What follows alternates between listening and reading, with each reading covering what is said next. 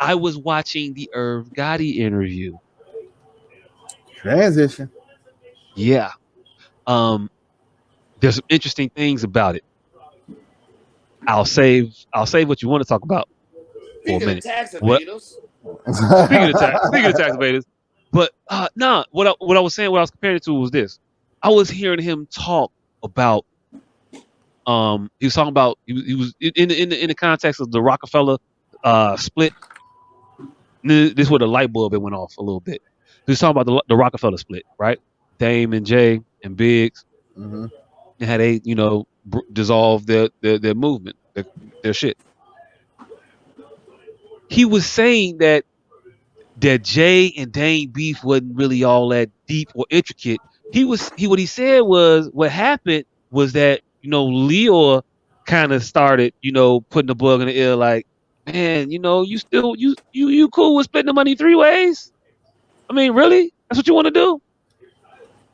And put that bug in his ear, and it's like, I'm not really cool with splitting the money three.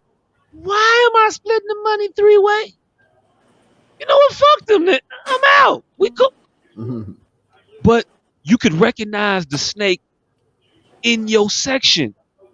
This is why I have this issue with these motherfuckers that supposed to be street. They supposed to be street dude. They're supposed to be street dudes. They're supposed to have a certain savvy about themselves so they don't get played in these positions. Put themselves in these positions to get played and get suckered and get fucked out of shit. But it seems to me that they run towards it. They love it. He was sitting here talking about Lyor and acknowledging that this guy was a snake. He said Lyor didn't give me a shot. He said Lyor didn't want to do nothing for me. Lyor wanted me to make. He wanted to keep me making $60,000 a year as an A&R. And he says it. He says Lyor said all the time, I would have had Irv making $60,000 for a year forever, knowing he's making you money. But fuck that nigga, because I can get you for 60, so I want you for 60. I'm gonna get you for the cheapest price possible. I'm gonna get you for the cheapest price possible, and I'm going to use you. And when I'm done, I'm going to throw you away. And not only in the using process am I going to just look out for your best interest. No, I'm not. I want to do things to to be a detriment to you going down the line ongoing, and because it puts more money in my pocket right now, and I don't give a fuck about it. There's no remorse. There's no conscience. There's no guilt. It's just, hey, I'm doing it, and fuck y'all. And these motherfuckers love these motherfuckers. They love these niggas.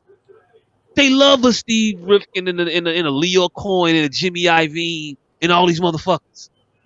They love them, and they acknowledge and they say it with their whole chest. These motherfuckers be robbing us. The record industry be robbing people. They go specifically as to say these people individually is by their name because he said it, and then they go vaguely and say to rationalize and say the record industry, the music business robs you and takes money from you and does these things to you and prostitutes you and pimps you out and all that other shit. You run into the motherfuckers to do it. You run into them to do it. You lining up and accepting it, and you shitting on your own people, left and right, hand over fist, stepping right on their back to just get fucked by these parasites. Knowing they're parasites. Irv sat there in the interview with a motherfucker telling him the game. He was touting the genius of this individual. He was like, and he was telling me that Irv, these guys need you. They have all this money and they can't do anything. They can't make money with their money. They don't know what products to make. They don't know what the fuck. They need you to come in with the ideas so they can make more money. hey, what did you get from that one part right there? A glaring thing that I got from right there was he didn't give it to himself. That's what I got from that. He talking about I'm sitting with my billionaire friend, and he called other billionaires. Why the fuck didn't he get the money with this glorious speech? That Because was I'm the already glaring thing in my because mind. I'm fucking you hard over on this side, and I can't fuck you over here because then you gonna know I'm fucking you. So I'll let somebody else come and get a piece also that'll ingratiate me. So when they get a piece, they'll let me get some too, And I just share my bitches, and maybe you don't know you getting played because I'm keeping it fresh, and you thinking you thinking this is how it works. You thinking this is how it goes. All the while this motherfucker he sat here and he said in the interview that this motherfucker literally told him they need you, they need your ideas to make the money. Irv, you already rich because they spent a good 50 fucking minutes of the interview talking about expensive dumbass watches. A conversation that I don't know nothing about. I don't know nothing about.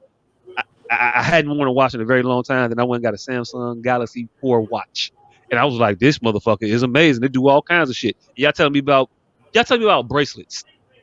I heard the Y'all tell me watch. about I said the watch y'all y'all talking had. about charm bracelets to me, fam. My watch take my blood pressure. It tells me my body fat composition. It let me know when I'm walking, how long I've been walking, how many steps I got. It let me know my phone ringing. Your shit do that, or do it tell you 12:15 on the on the third? And these are I the had things that you're buying. But hold on, let me finish this point real quick. These watches are astronomical in value. You sitting there spending $100,000, $200,000 on a watch, talking about you trying to go get a picture financed. Make that shit make sense to me, please, because I don't understand it. By the same people that are robbing you. If you were doing the financing and just spending other people's money and getting and borrowing against it and getting 0% interest loans like they do when they borrow money from people, they get advances too. But their advances are at 0% interest. They're just I'm gonna let you hold it, you give it back. There's a difference in that. There's a difference in that. And we not working on the same credit system that they working with. But you know this. You say it, but you don't execute it. You don't exercise it. You don't just straight Irv Gotti, 100% ownership, distribution, and all other shit. He's sitting there talking about I was shopping my movie he was shopping the movie at Paramount, and he was talking to the dude that he had has an established relationship at I think Viacom BT division or whatever, and the dude was like, "Well, you going over there to do that? Nah, you know what? Don't go over there. I'll give you the money to do your film. Whatever you need, I'll do that. Don't worry about it." Why you think that man want to give you money? Do you think these motherfuckers is gonna give you $1 and not expect two back? Yeah. What the? Why is that? Why does that not click in their brains? And it ain't even a black and white thing. It's the same thing with these motherfuckers selling their catalogs to companies. You selling ownership of your music over to a motherfucker for a price. Why do you think they paying that price for your music? This one time fee for your shit, if not to make more than what they paid for your shit. Yeah. If you can buy it from me for $80 million, what are you expecting to make from it? And why don't I have that same expectation for myself? Why can you sell it at the tick that I can't?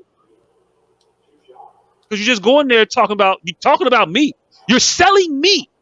Why can't I sell me to them? Because you're selling me.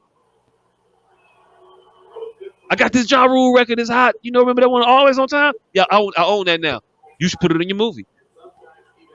Why Ja couldn't have negotiated that deal?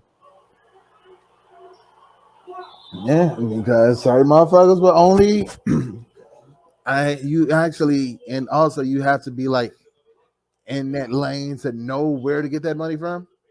So maybe they're not at that table or privy to those conversations. Hey, yo, look, I I find it hard to believe that they don't have access to those tables or know where they're at to get in the vicinity of those tables, those rooms, and those meetings. Hey, you want that song? You need this song? You need to get this for your movie or your film or whatever? I got it. Boom. TV show you want just like boom. I got it. Here you go. Because I I just feel if you own the shit, they're gonna want your shit. They they they envision that song for that part in the movie. That's how detailed they get. But I They got a want what little. they want. But Yeah, from listening to him, it sounded a little more convoluted from that. He sounded like he didn't have as much money as we would assume. It sounded like he didn't have as much onus over them songs as we would assume. It sounded like he just was the writer of the motherfuckers and other people own them songs. Because I kept hearing him mention writing credits as opposed to Publishing owning credits. songs. You know, yeah. I think I heard him talk about ownership on a couple of times, but he was definitely upfront about he doesn't produce necessarily. He said it was his was his man's Chinks, whatever, Mm-hmm. whoever his producing partner was. That was Yeah. the dude who did most of the button pushing and shit like that. And it was just like he he hummed some shit and he come up with some shit or whatever. And he's like, hey yo, you should do can you do this? And do. And he's like, all right, I got you, cool. oh, you And talk, yeah, yeah. he's the guy that does it. But So I'm talking more of ownership of the entirety of the song. He was yeah, saying Ashanti didn't own the masters, but he never directly, I don't think, said he owned the motherfuckers. He was he said he talking gets majority. paid. He said he Yeah, gets he was paid. talking about the majority. I heard him mention was writing credits and that he Uh, owned the words, but not necessarily the song. hmm I don't know. Regardless of whatever he owns, if you, it's just the thing. Ain't no need in front. You sitting here in the interview the entire time talking about how honest you are and how you tell the truth. You're very, very forthright in that way. All right, cool. Well, be that way in all. Don't cap about about the amount of money that you have because we see the moves you make in no way, shape, or form does it make sense to me for you to sell some shit to somebody else that's gonna turn around and sell it for way more. I just don't get it. I just don't get it. I don't know how that's a part of the equation. That is a part of the equation. That is a part of the game. Like, who does that? If I'm Ford and I'm manufacturing cars, am I selling my cars at at a price so far below what the end user is going to get? Am I? Yes. How far Perfect below? example. I'm asking. I'm asking. It might be, but is it? Yes. Because Perfect example. I don't think they leave that much room out of them cars when they come from the manufacturers. Shit. Them cars damn What's the near markup? double. What's the markup on the Ford Probably on the damn near new? double. I don't think it's double. The I motherfuckers is don't think the getting them. dealership is. I do not think the dealership is getting those cars for half the price. I know they can damn near give it to you for damn near quarter price and still make money. The dealership? Hell yeah. The difference between you being financed and a cash out buy is dramatic. Do dealerships finance you anymore? Really? Yeah. Oh, I thought I'm I financed thought with my the Most were. dealership. I thought the bank. I thought they outsourced the financing to somebody else. Like we we got a car note now. It's financed with a bank. Like the dealership got paid off right away. The bank owns the car. The dealership already got all their money. Mm-hmm. Yeah, that's how. I owe the bank. Yeah, that's. The dealership is already removed from this equation. It's not like what I recall from back in the day. The dealership would handle your financing, and then you'd be paying money, and you'd be paying your monthly payments, and they would be going to the dealership, and the dealership would be getting All right, amortized all right, payments over all right, all right, all right, all right. this All right, continental for the next we 8 split years. hairs again. The point Okay. is, yes, the price is dramatic from A to C. Whether Oh, it's okay. going to the All right. bank or the fucking dealership, yes, we split hairs. The price is going dramatic from A to C. and Yeah, but also and also for the record, my car is financed directly through the manufacturer. But still, again, that's moot. Yeah, manu- We ain't yeah, this talking is me. about where the manufacturer money's direct. going, just So that the money ain't going to the fucking customer. Where the money is going is irregardless to the discussion we're having. Yes, the money. I think that was just a bad. The cost of production By the is time it gets to the consumer, it's a lot of padding in that room. That And was the whole think point. and Whether the all I'm bank saying is or the I think dealer or I think that somebody else. I think that the motherfuckers who make the shit want to get all of the bread they can. If I'm gonna make it and if I'm selling it to you for 10 and you turn it around and selling it to them for 30, I'm gonna just sell it to them for 30, fam. And yeah. I thought that's what most motherfuckers did. Matter of I fact, don't know, maybe I I wasn't even don't know. disagreeing with the actual point. I was just saying that the supporting analogy was horrible. That was the But one place. you didn't like the car dealership example. Exactly. Man, Let me be clear. hey, cool. They all can't be home runs. They can't all be women. Huh? Hey, look. Sometimes you get up there, you bunt, you get first base. You know, hey, You get to take a night off because of the strong brain shit. hey, look, it is what it is. But yeah, I mean, it's common knowledge that that's why there's all. Like that's why there are distributors everywhere, in damn near every line of business. That's why middlemen exist, because there's a lot of room in there. Mm-hmm. And I thought middleman was getting swole out increasingly. I think They we've should been. be, but they are increasingly getting. I thought we've been direct. Like, okay, better example. Amazon. It's a middleman. Amazon is a middleman that don't like being middleman. They will sell you sell a backpack, right? You got a backpack, popular backpack, nice little backpack. Amazon see your backpack moving, they like, okay, we finna get in the backpack game now. We try to move in your backpacks. Now we make backpacks. And they gonna make a backpack that look just like your backpack, but slightly different, just a little bit off. And they gonna call it an Amazon Basic. And they're manufacturing those. And then now they're gonna sell it because they want to get that product to the end consumer closer to the price point that they're doing. They can see it. Why I just want to be a middleman? I could just make this shit.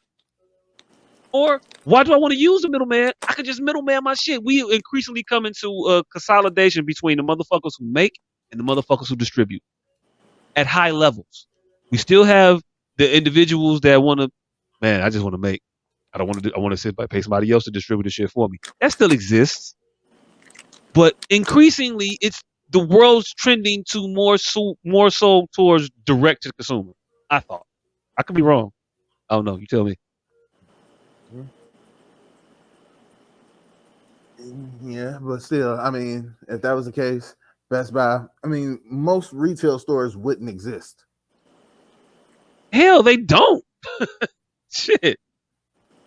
Best Buy still exists, maybe not in physical form, but think of all the ones that have gone by the wayside around the Best Buy. Circuit City, Tiger Direct, service merchandise. I thought it was a lot more, but I'm not I'm not thinking of any service more. merchandise. Radio Shack. Thank you. Gone. All gone. You think people don't still need little rinky dink electronics? Yeah, except now they go somewhere else to get it. Amazon.